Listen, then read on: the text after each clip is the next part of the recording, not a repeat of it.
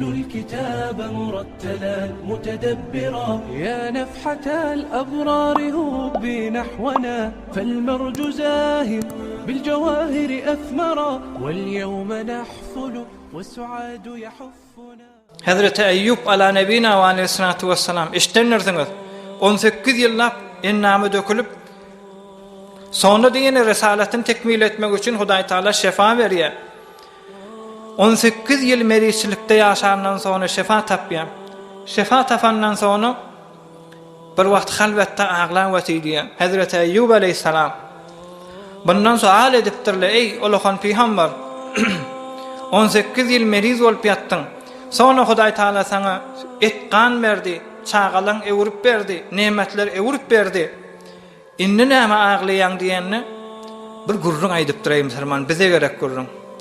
Onu diýipdir, men çağam aýrylýan döwranyna, maly mulkyma ot düşen döwranyna, ennam janym etganym dökülüp, şo ýagdaýda men Hudaý Taala dilämde, doga edemde, şonda Hudaý Taala maňa şey diýerdi, ey meriz bennem diýerdi. Men ne keyf ederdim. Inni doga etdim. Ve Eyyube iznada rabbahu anni massani yadhur ve ente arhamur rahimin. Ya Rabbim maňa zarar ýetişdi, maňa salameti berdi diýip doga edenni şefa tapdy da 18 ýyl sonra. Indi her muga Hudaý Taala doga edemdi, ey sag bendem diýmeye, ey Eyyub näme hajatyň ma diýipdir. Şoňa aglaýan diýipdir. Kazatlardan mahrum olmaklyk Hudaý Taalaň ýanyna özüne nisbat tapyp bennem diýmeklige sebepdir ey musulmanlar. Bir Hudaýyň dosy 10 näne ogly bilen hyýawanda ýörip barýar, kafir musallat bolup yeke Olahan oglundan başlap tä körfäçelim gözünden ýaly kellesini gyrýarlar. Gözünden ýaly kellesini gyrýarlar dädesiniň öwüne. Hudaýyň dosynyň biri. Şonda ýanky Hudaýyň dosy doga edajak ýal bolýar, aglajak ýal bolýar, ýene ýyljarýa diýär. Adam narahat bolup bir ýyljarýandyr, elinden zat gelmän. Ýyljarýa diýär.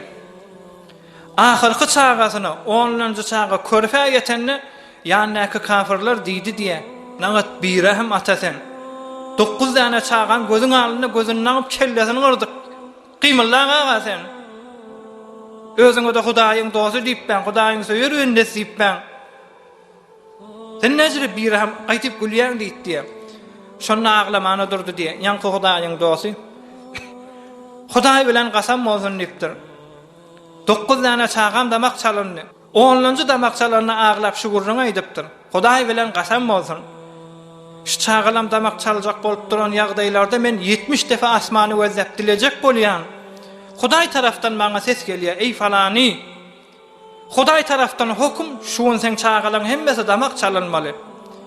Eger diline doga getirasan, Hudaý Taalaň takdirine, Hudaý Taalaň ýazgydyna keplagasan, inha list Hudaý Taalaň dostlarynyň listi, şundan adyň pozýas, keplemesen de sabr etsen de ýene adyň durýar. Şo sebäpli men doga etjek bolup 70 defa dilim ýarjak bolýan, at görýän. Dilim ýarjak bolýan Hudaýyň listine adymy görýän. Şondan çürim men edilep bilmedim diýdi ýa musulmanlar. Kazatdan mahrum bolýas, biz listde Hudaý Taala biziň adymy sabit galar ýalar. Adam pakir bir günah ediýär. Şu günah sebepli Hudaý Taalaň dostlugyndan mahrum bolmaly biz. Musulmançylykdan mahrum bolmaly.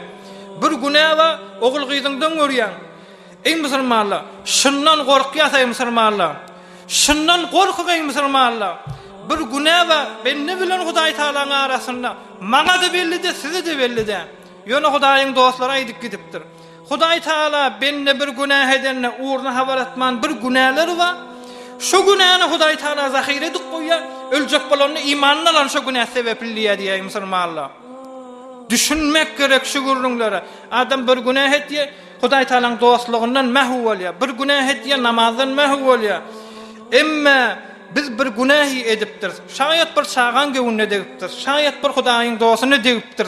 Şaýat bir harama ilerlepdir, şöret edipdir. Şu jüret edildigimiz sebepli Hudaý Taala biziň zindagimiz dargasy gawdamy?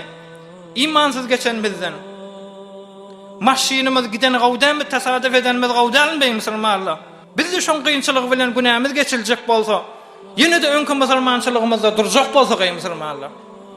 Kavmi biz 70 yıl Müslüman, dünyadan geçecek bolamızda 4 tane 3 tane günah sebepli Hudaý Taala nimeti iman aza kavmi Müslümanlar. Men kana yuridul acile ta'ajjalna lehu. Her kim dünyada yaşayacak bolsa Hudaý Taala nezip edýänipdir. Emma näme? Summa ja'alna lehu cehennem yaslaha mazmuman madhura.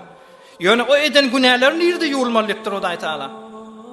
O eden günahsy sebepli nimeti imandan mahrum bolmalypdyr. Summa ja'alna lehu cehennem yaslaha mazmuman madhura. Ýigrenji adamlar cehenneme girmelipdir. Emma ve men arada'l ahirete ve sa'a laha sa'yaha ve huve mu'min fe ulaika kana sa'yuhum meşkura. Kullan numittu haula'i ve haula'i min ata'i rabbik ve ma kana ata'u rabbika mahzura. Sure-i Isra qalbe Qur'an'da goýupdyr Hudaý Taala. Merkezi Qur'an'da goýupdyr musulmanlar. Diýmeýän adam imansyz geçip Hazreti İmam Rabbani bihiyal bolmaýtmandyr. Ka günahlar we sana oğulgyzyň bilen uruşup sawulşýa. Ka günahlar we maşynyň pençer bolup sawulşýa. Ka günahlar we kellagır bilen sawulşýa. 9 tane 10 tane oğlun beripdir, oň ýerine vilayet magamyna Hudaýyň dostlugyna ady galdy diýe. Biz de şeýle musulman dogly kazatdan mahrum bolýas. Bayat Hudaýyň dosty boldy diýende dünýede de cennet, ahiretde de cennet bolmaly musulmanlar. O däl ki.